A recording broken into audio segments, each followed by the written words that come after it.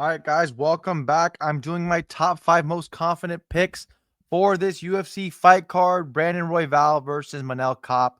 Last week was UFC 323. I went 3-1-1 in my most confident picks. That um I told you guys that some fighters were going to win, some fighters were going to lose, but I said basically, where was it? I told you guys Macy Barber was my best play. I told you guys Peyton Talbot was a great play over Henry Cejudo, who's washed up. And I told you Bogdan Guskov that drew, and he thought he was up on the rounds. I think that's why he coasted in the third.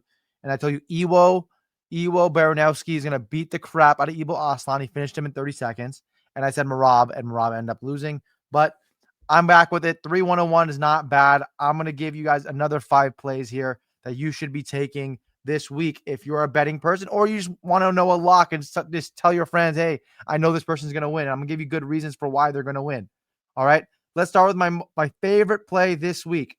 My favorite play this week is Melissa Croden.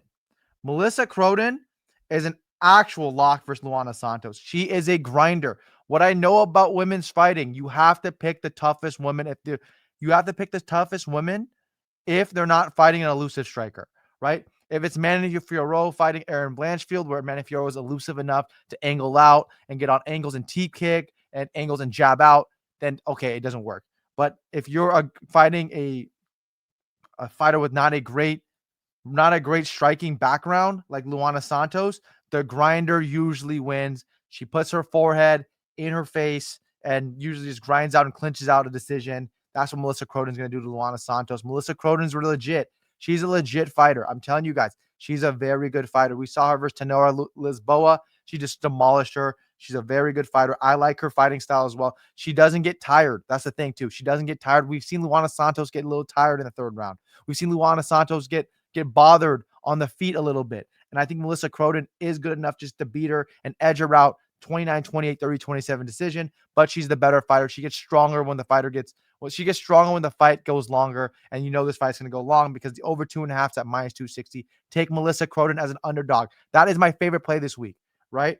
Next, I have Teresa Bleda over Jamie Lynn Horth. Teresa Bleda is a grappling machine. Jamie Lynn Horth uses power and brute strength. But Teresa Bleda, if she gets on top, this fight's probably going to be over, right? This fight's probably going to be over. I don't like Jamie Lynn Horth's jiu-jitsu. She puts her hands on the mat when she turns to give up her back. Teresa Bleda has a very, very good back take. She also flattens people out for strikes.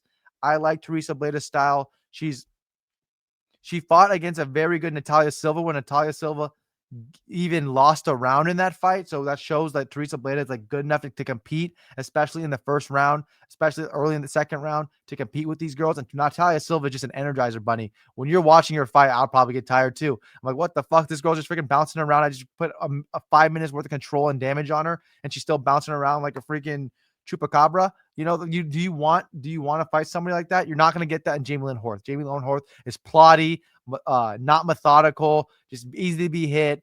If someone's elusive on her, you should be able to outstrike her. Teresa Bleda should be able to take her down because Jamie Lynn Horth stands up straight up when she strikes, and she's very plotty. So the double leg will be there right away. I have to take Teresa Bleda in this matchup. I think that's a good play. Next is Steven Asplund. Steven Asplund at -230. Great play right here as well. Sean Sharaf is not UFC caliber. He's a decent fighter, but he's not UFC caliber. Steven Asplund is dedicated. I said this in my breakdown video. If you are dedicated the way Steven Asplund is, where you're losing 500 million pounds to be able to be a heavyweight, you're dedicated enough to win a fight, right? You want to be there. He wants to be there. I know that for sure. This guy's worried about his nutrition. He's worried about his diet, and he's worried about winning a fight and trying to game plan or whatever. That's what I like to see from a guy like Steven Asplund. Sean Sharaf, is he there because he knows he's going to lose, right? He's not like everyone wants to see Steven Asplund win. He's more marketable. You can market the Weight Watcher shit that he's on, right? You can market all that stuff. But Sean Sharaf, I mean, he's only 4-1, right? He lost to Junior Tafa. And if you're losing to Junior Tafa, I really can't respect you. I can't. Junior Tafa is not that good of a fighter where I'm like, okay, at least Junior Tafa is good. No, Sean Sharaf, you should be able to implement your grappling, even if you have a little bit on Junior Tafa, or calf kicks like Marcos Rogerio de Lima did, and try to Junior Toffee has a lot of blueprints to be beat. And Chancharov didn't implement any of those blueprints. I have to take Steven Aspinall here. He's going to win this fight, I think, in the first round. Next, I have is Morgan Charrier. Morgan Charrier is a very good play here. Where is he at? Morgan Charrier, I think he's better everywhere. I just think he's better everywhere than. Where is Morgan Charrier? Am I crazy? Oh my God, am I crazy? Morgan Charrier is better everywhere, I believe. I think he's. Am I fucking crazy? Bro, he's not even on here. Morgan Charrier. Anyways, Morgan Charrier, he is better everywhere over Costa. I think he's a better grappler on top. If Costa gets on top, I think that'll be a problem. But Charrier has better grappling and better takedown defense and takedown offense compared to Costa. I think he's better on the feet. I think he's more patient on the feet. Costa likes to loop his stuff, especially off the jab, and he'll throw a jab and get a little bit wild. And I think Charrier is good enough striker to clip him. Charrier has some nice body work as well. Costa hasn't really fought anyone of Charrier's class, right? He hasn't really fought and beaten anyone of Charrier's class. I've seen him fight against like Andre Feely, and he tapped out Andre Feely. But is Andre Feely at his age better than Morgan Charrier? I don't think so. Costa beat Julian Rosa, C-Rod.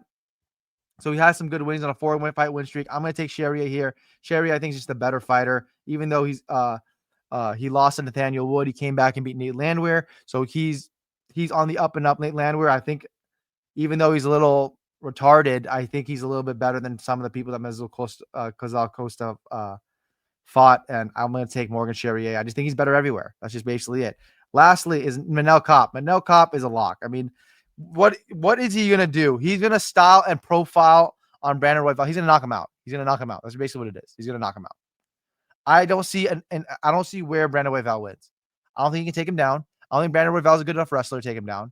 I don't think Brandon Royval is fast enough like Manel Kape. Manel Kape is fast, and his angles are just amazing. I think Starboy Manel Kape is going to star boy all over him, right? He's going to just destroy him, and is just a better fighter. Is just more elusive, more athletic. And Royval, you saw him when he went against a smaller Joshua Van. He's had issues, right, with the hand speed of Joshua Van. And I think the hand speed of Manel Kape is better than Joshua Van. I think Manel Kape is the best striker in this division. I think Manel Kape is going to get this fight. I think he's going to finish him. What's the finish on this Manel Kape play?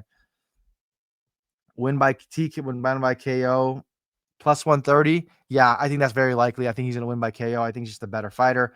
I think when he has his hands down too, he's not like traditional like Muay Thai guard or traditional like karate. He's not traditional like any of that. He's just like his hands are low like a freaking spider and low and like in and out movement, low, like probably like kind of like Taekwondo.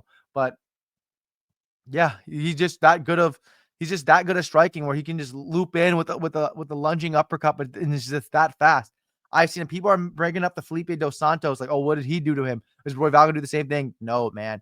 It's hard to fight somebody that you're not really prepared for, and you can game plan for Royval because you have a ton of tape on him, and you know the style of opponents that he's already faced, and you know how the caliber he is. I think Manel Kape is gonna destroy him. I just think he's just a better fighter. I think he's gonna knock him out. So going back again, Melissa Croden, right? Melissa Croden money line, Teresa Bleda, Steven Asplund, Morgan Charrier, and Manel Kape. Those are the 5 plays. Hopefully we go 5-0. I think we're going to go 5-0 this week. I think those 5 are for sure winning, but let me know what you guys think. Like and subscribe. Thank you.